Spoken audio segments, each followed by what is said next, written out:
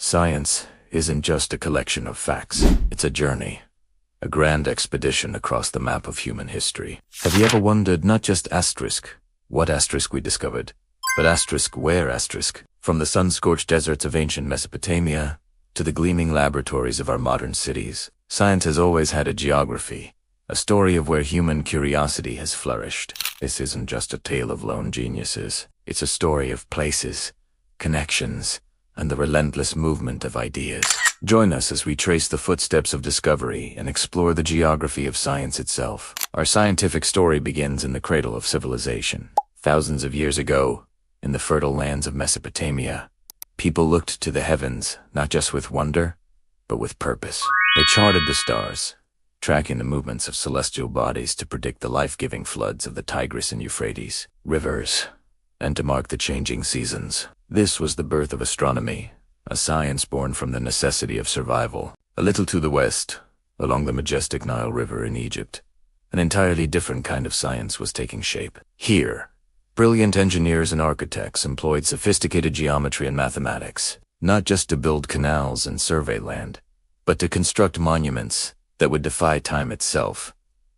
The Great Pyramids, their understanding of angles, measurements, and structural integrity was nothing short of revolutionary. Meanwhile, on the other side of the world, in ancient China, scholars were unlocking secrets that would fundamentally reshape the future of humanity. They were pioneers in countless fields. They meticulously studied magnetism, leading to the invention of the first compass. This simple-looking needle, always pointing north, would eventually guide explorers across vast, unknown oceans. They also developed papermaking, creating a lightweight, affordable medium for recording and spreading knowledge. And let's not forget gunpowder, an invention initially used for fireworks that would later alter the course of global power dynamics.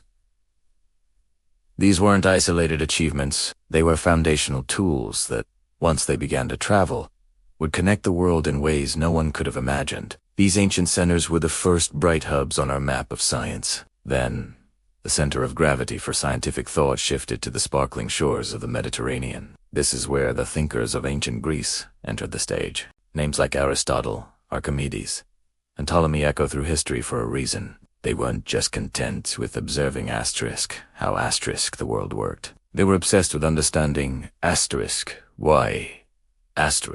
They asked fundamental questions about the nature of reality, motion, and the cosmos. Philosophy and observation merged, creating a powerful new method for inquiry. The Mediterranean Sea became a superhighway for ideas, a bustling crossroads where Egyptian geometry, Babylonian astronomy, and Greek philosophy met, mingled, and evolved. And this knowledge didn't stay put. As Alexander the Great's empire expanded, it carried Greek science eastward, blending it with the rich intellectual traditions of Persia and India, creating a fascinating synthesis of knowledge that enriched every culture it touched. As Europe entered the period we call the Middle Ages, the flame of scientific inquiry didn't go out. It simply found a new home, and it burned brighter than ever in the Islamic world. This was the Islamic Golden Age, a period of breathtaking intellectual achievement. Great cities like Baghdad, Cordova, and Cairo became the new global centers of learning.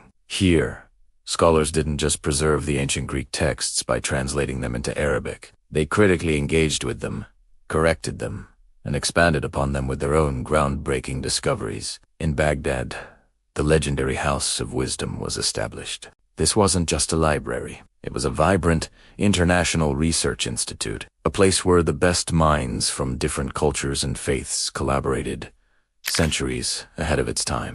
Astronomers like Al-Biruni calculated the Earth's circumference with astonishing accuracy. Physicians like Ibn Sina, known as Avicenna in the West, wrote comprehensive medical encyclopedias like the Canon of Medicine, which became the standard medical textbook in Europe for over 500 years. This era proved that science belongs to no single culture, but as a shared human heritage. The world was about to be reconnected in a dramatic new way. Driven by trade and the daring spirit of exploration, new sea routes began to link continents that had been separated for millennia. From the 15th century onward, a cultural and intellectual rebirth swept across Europe.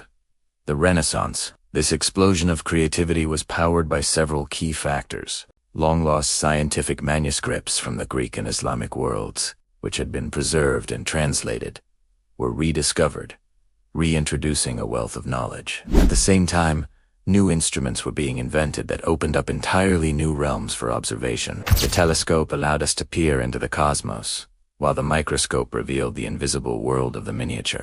And perhaps most importantly, the invention of the printing press meant that knowledge could be reproduced and spread faster and wider than ever before. For scientists like Copernicus, Galileo, and Newton, the entire universe, from the distant stars to the apple falling in an orchard, became a vast laboratory, waiting to be understood through observation and mathematics. The geography of science was expanding once again.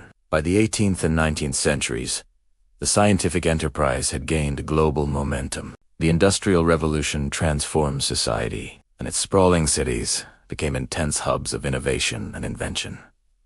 Factories weren't just producing goods. They were producing new problems that demanded scientific solutions in engineering, chemistry, and materials science.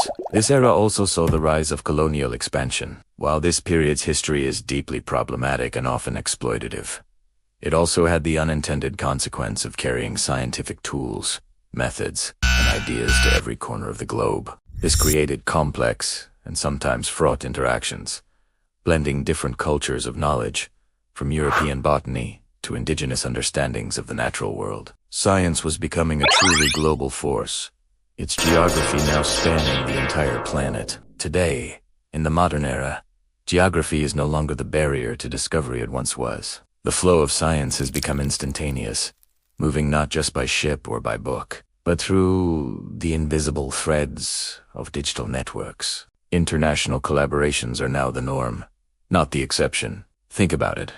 Our understanding of climate change comes from ice cores drilled in the frozen expanse of Antarctica. Our view of distant galaxies is captured by massive telescopes perched high in the dry deserts of Chile and just a few hundred miles above our heads. Astronauts from different nations work together aboard the International Space Station, conducting experiments in a shared microgravity laboratory. The map of science is no longer a set of isolated points, but a glowing, interconnected web that encircles the entire planet. So, the history of science isn't just a timeline of great minds and brilliant breakthroughs. It's a story of movement, of connections, of ideas crossing mountains and oceans. From the symbols pressed into Babylonian clay tablets to the complex algorithms running on quantum computers, the map of science continues to expand. It's a testament to the enduring power of human curiosity, a journey that pushes us to explore, to question, and to understand, wherever our quest for knowledge dares to go. Thank you so much for joining us on this journey across the geography of discovery. If you found this fascinating, please hit that like button, subscribe to our channel, and ring the bell so you don't miss our next exploration. We'd love to hear your thoughts in the comments below.